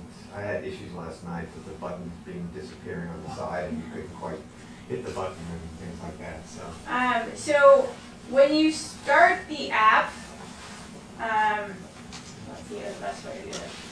What's your IP address? So I guess first let's start. First thing is everything has to be on the same wireless network. So you have to search, and I named this wireless network VEX Robotics or VEX Competition. I can't remember which one of the two I did this morning. VEX Competition or VEX Robotics 5 gigahertz. And the password for that is robots 2019, all lowercase. So all the mobile devices have to be connected to the same wireless network or the same network that your PC is, your Share Manager server. Once you're connected here, then when you open it, everyone's going to need your IP address. The best way to find your IP address, go under Help, get IP address. Whoa, I have like 3 of them going on here. Each one's the one on the web server which you can find the assist trade down below. Yeah. Once you look on the system trade, it'll show web IIS server. Server? No, it should say web server. Try that little globe. Maybe that globe on the right. Globe. Yeah, right mouse click on that. Yeah, get web server address. That's the one. There's still 3. Oh, 3 web servers. Yeah, so I don't know which one it is. 7-3. Which one? 136. The 136. I tried Second one 136 down. since working. So if you're connecting to that, you do. Yeah, and I usually just try all of them, so one of them works. It depends on kind of what modem you're using. A lot of times it'll just assign one. I'm not an expert in that field, so. 73. I have 7-3. Okay. So once you've connected with the IP address, it still can't score. You have to enable them, and this protects random people from adding scores. You go to Tools, Mobile Devices, And I'm sorry, what did you say the code was? 7-3. So the app will give you a code, and now I see Sam's iPhone, and if I click on it, you can control what they can do. Although we don't have inspection and field control ready to go. So you can just, it doesn't matter which one of those. But match scoring or skill scoring, I typically just leave them all checked unless you really want to. If you're having like someone just doing robot skills over there, it's good just maybe have them enabled to do robot skills. And then so now that you've enabled it, he can actually, I'll show you here. Sorry, this is going to make it dizzy. So, down more. Yeah, okay. So this is kind of what I just did, is that on the app it gives you the code, I've enabled it, decided what I'm going to let them do. This is the screenshot for VRC that they're going to see. And so to score a qualification match, you would just select match scoring, select the match to be scored, and then it gives you this user interface. So up top is where you select the autonomous winner.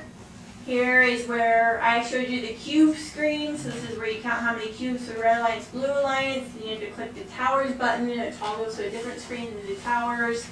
Down here is where you save the scores, and when you do that, if you don't mind scoring a match or two and submitting that, so I can show them what it looks like, that'd be awesome. Oh, about it. So one issue I ran into with this, when you hit towers, and you score the towers, you can't submit from that screen. Right. And then if you accidentally hit back matches, thinking you're gonna go back to cubes, it wipes all your scoring that you did out. Right, so you definitely want to toggle just between cubes and towers. Yeah, so the best thing to do is start with towers, then go back to cubes. Yeah, or if you have two scorekeeper referees, which you're supposed to have, so every VRC field should have one head referee that toggles between the two competition matches, and then for VRC, two scorekeeper referees per field, okay?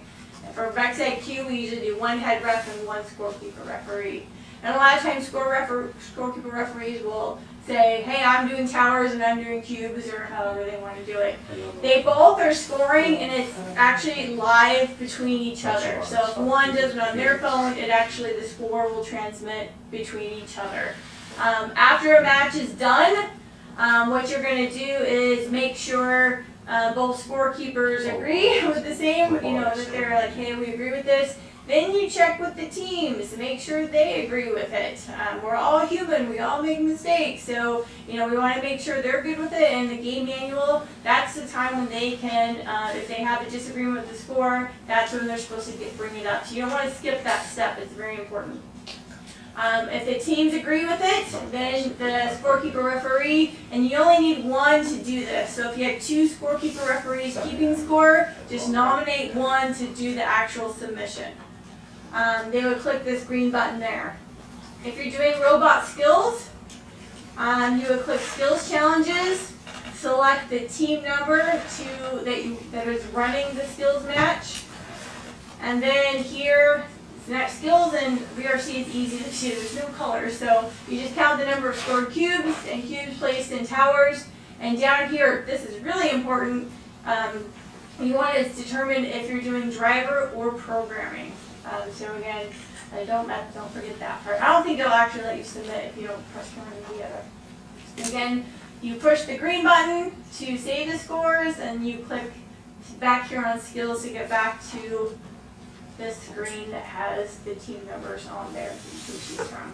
So this is really nice. I really recommend the mobile scoring because it actually calculates the score. I don't have it shown here because I couldn't get it all on one screen, but above here, if you scroll up a little bit, it actually calculates out the final score, the red alliance and blue alliance, so that they can see what the final score is. Versus on the paper sheets, it counts the number of game objects, but scorekeeper referees are not calculating the actual score. They're not doing any math, they're just marking how many objects are scored. So the teams sometimes don't understand the ramifications of that until after they see their scores are like on the ranking screen. So that's why and then it automatically just sends it. So all the tournament manager person needs to do hopefully we have some things here. Good. So when a scorekeeper referee submits a score, it will turn to a gray check mark.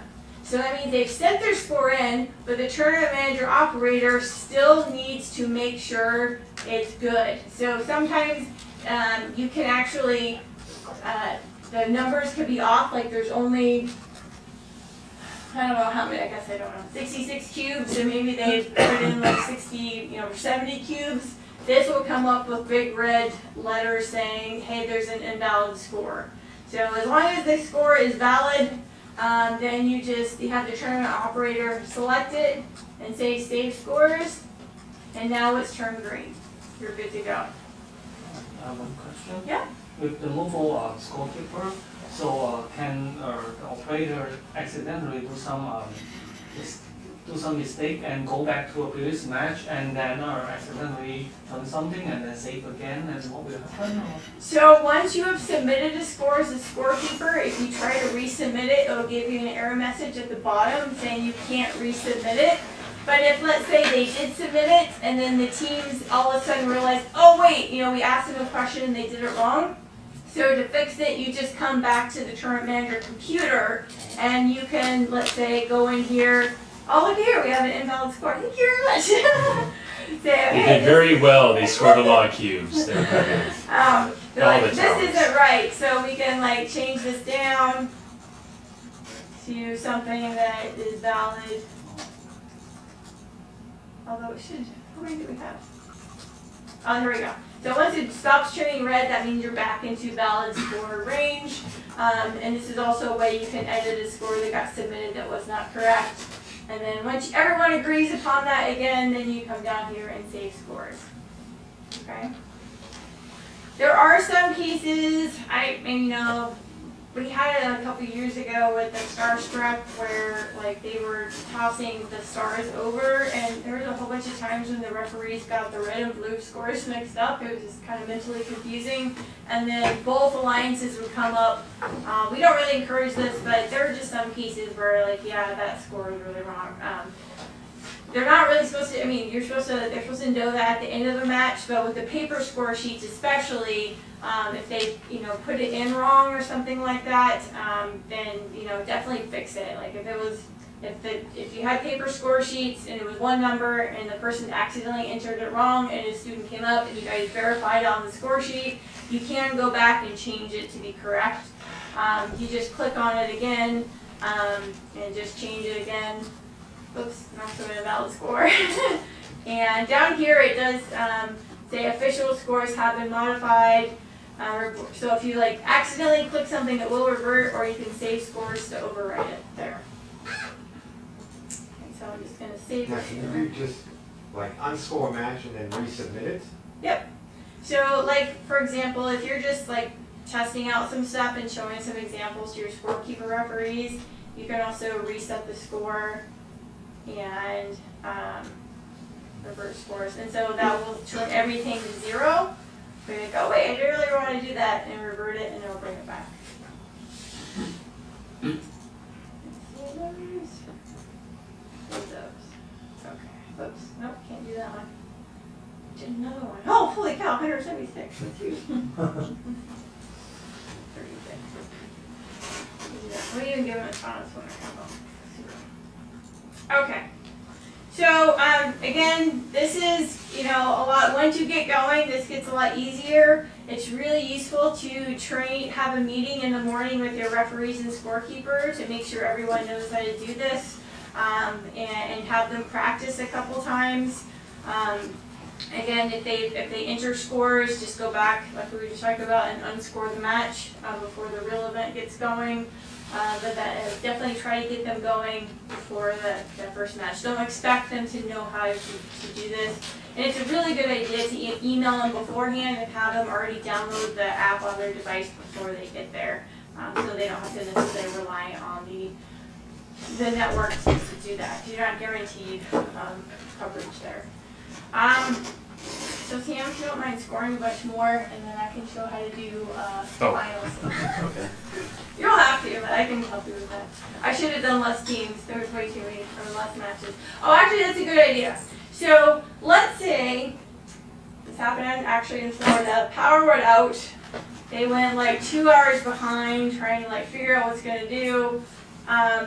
You finally realize an event partner, if you would do the full 7 matches, kids are not gonna get out of there until like 8 o'clock at night, and that just can't happen. And you're like, I have to cut it off after 5 matches, or something like that. You can change this, and so you go under Tools, Options, and you do qualification matches. So right now it's set up to 7. That's where you set it originally. You can't increase it. I don't even know if it'll let you. I don't think it will. Well, it will, but it won't actually do anything. If you increase it to 8, it won't add a match. So you can't add matches, but you can take away matches. So say I'm going to go down to 5 matches because things went horribly wrong, and that's all we can do today.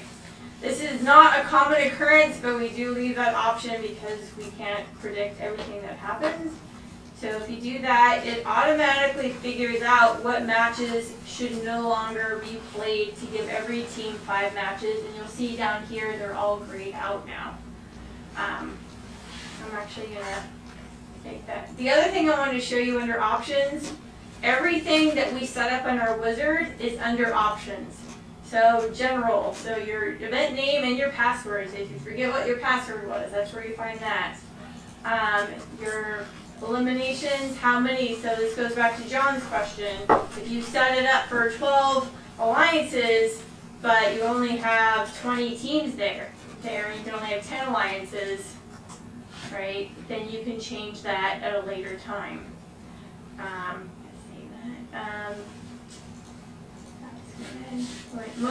Some of this stuff is for like really big events you don't worry about. You don't want to change any of this stuff like match durations or anything. Skills challenges, you want to leave that at 3. Yeah, most of the stuff you don't really need. Awards, if you decide to, hey, we didn't put judges award in there and now we want to, you can add awards later. And web publishing. So this is where you get back to, now I've created my event, the qualification matches are ready, now I want to push this to be public. So you go under Tools, Options, and then you would check these boxes off. And now it will start communicating with the internet there. Okay. Is Q21 showing invalid scores? I want to see if it's throwing an error. Okay, let me do one thing real quick. Okay. I'm going to put this down to 4, because I'm going to make this go faster. There we go. Which one, 21? Q21. Nope. I marked them all as no-show, and then I scored some Qs. It's not complaining. They all came back up? Hey, why not? Okay, so I'm just going to save these real quick. And just create some random scores in here.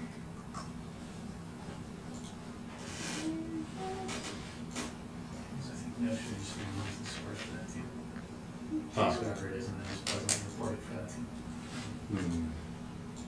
If I DQ everyone?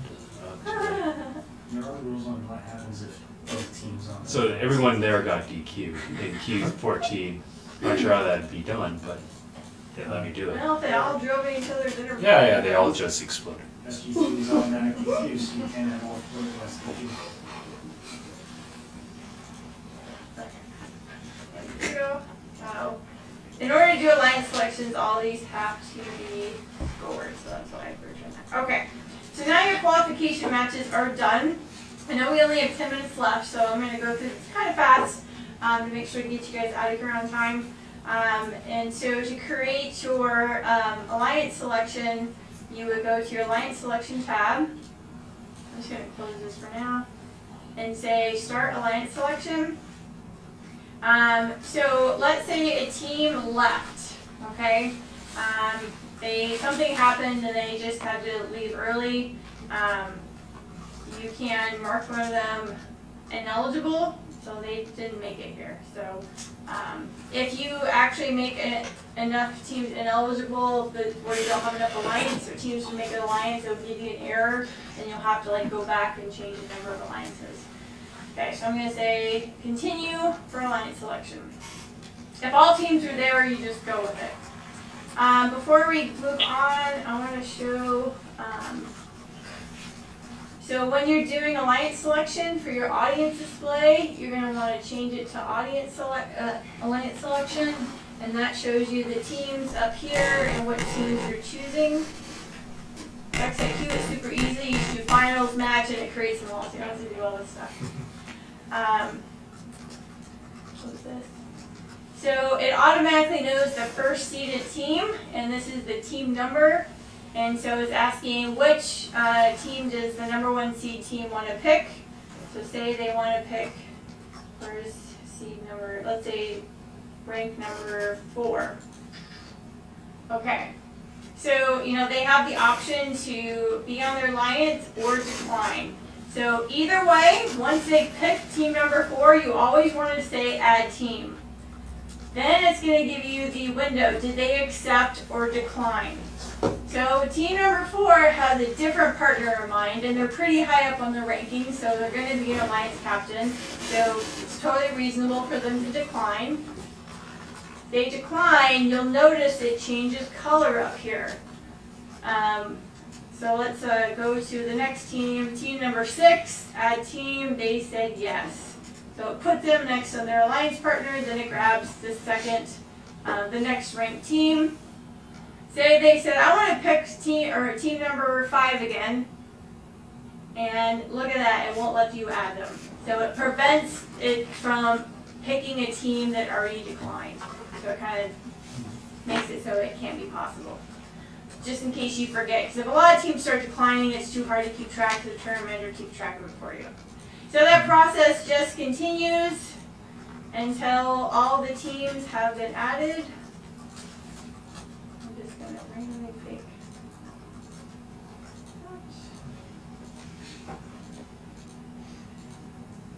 So I know it's come up at least once, but what happens when the all the remaining teams decline somebody?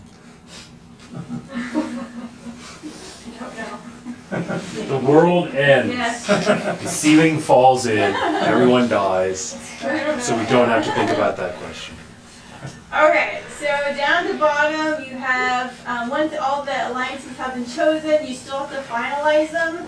So you click Finalize Alliances and say yes.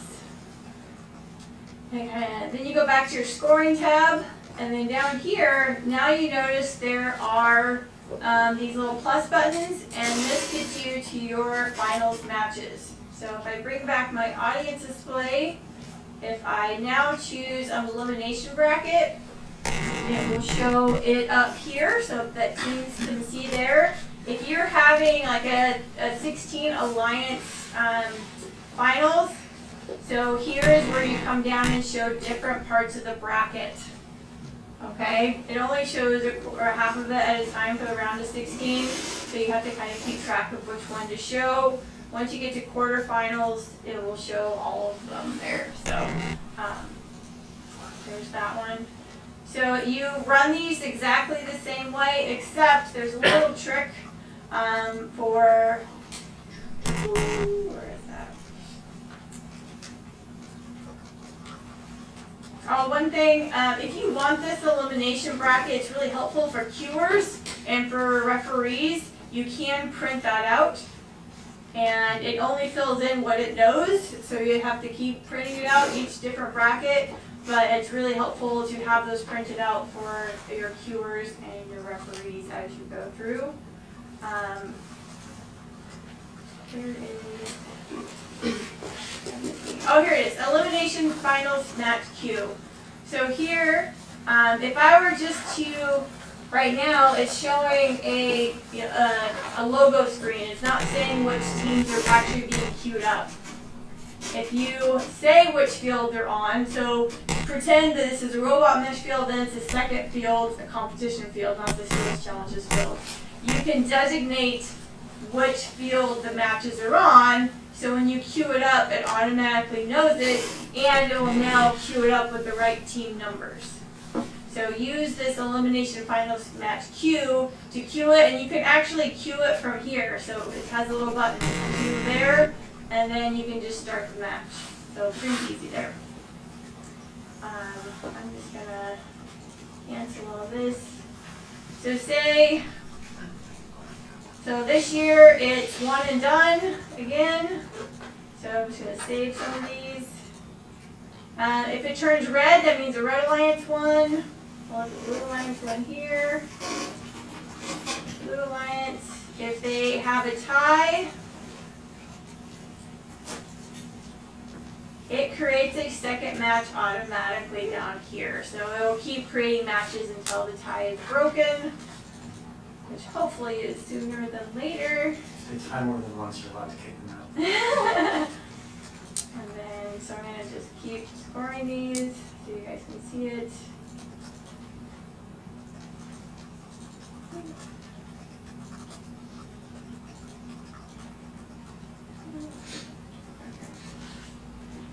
Okay, so as we were scoring these, the semifinals matches were being populated.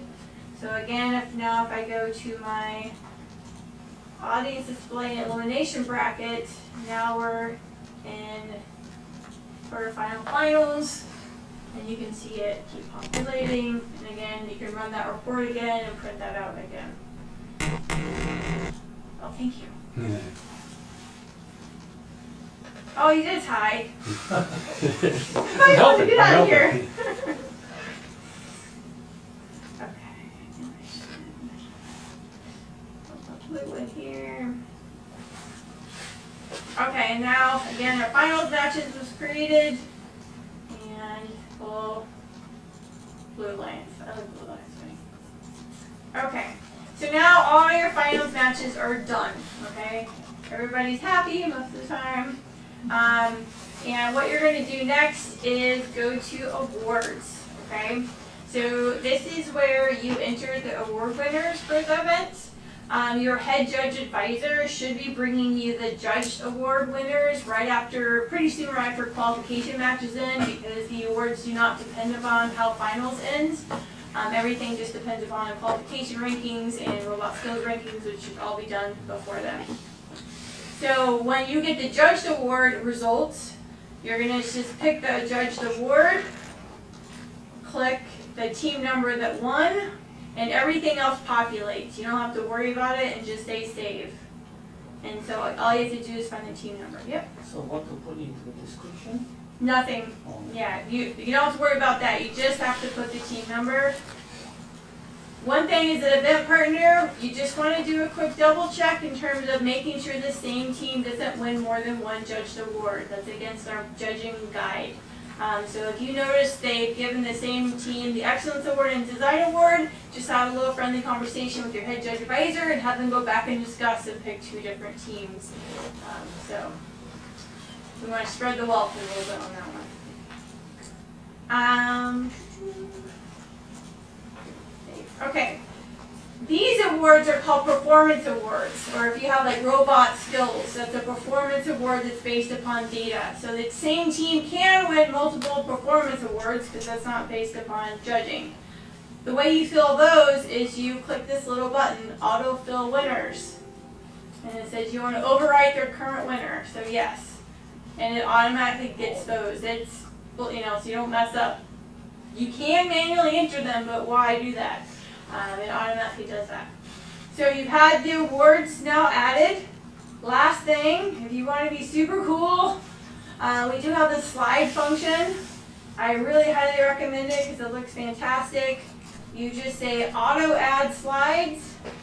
The only thing I don't like about this is they say, should the slides use an overlay?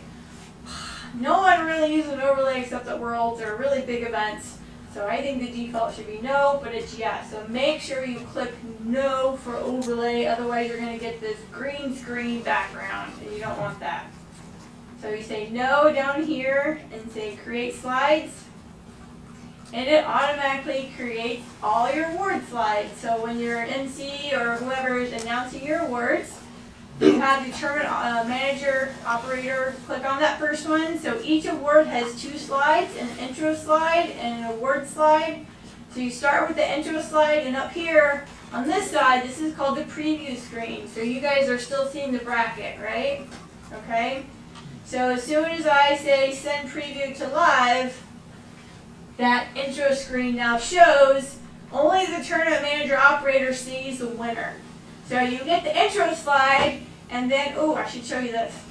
Under reports, after you put the award winners in, you actually go to award and award winners, award ceremony script, sorry. And you want to click all the awards that you're giving out and say okay. And you want to print this out before you give out awards. It gives you the script for each award. It automatically fills in the team member and the school organization. So the person who's giving the awards, they literally just have to read this, okay? You don't have to reinvent the wheel. So once they announce the winner, you just push send preview to live, and it just goes down the list. So you just click down. There, pretty cool. It seems fancy and people are really scared about slides, but it's really easy to do, and it makes your event look really professional when you have that big background and the kids can take their pictures in front of it with their team member and name up there. So, the last thing before we end here, and I know I'm 2 minutes over, so I apologize. When everything is done, you still have one more job. You have to upload the results to Robot Events. The way you do that is if you're not connected to the internet, you can do this at a later time, but please do it. You have to do it within 48 hours of your event ending by our policy, but we really highly recommend trying to do it as soon as possible just to make sure nothing gets lost or the file doesn't get lost or whatever. You just go up to File and Upload Results to Robot Events.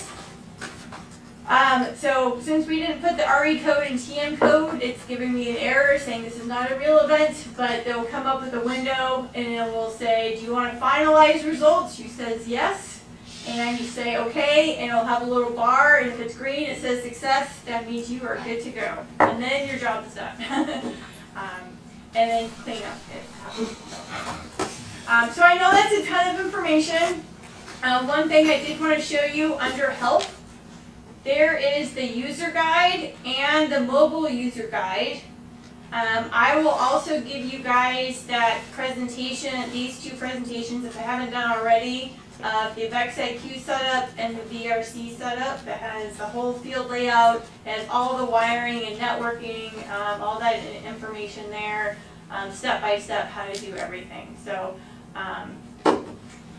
that is all I have tonight. I'll definitely stick around as long as you guys need to answer any questions, or if you want to check out the physical layout of these displays, feel free to take pictures.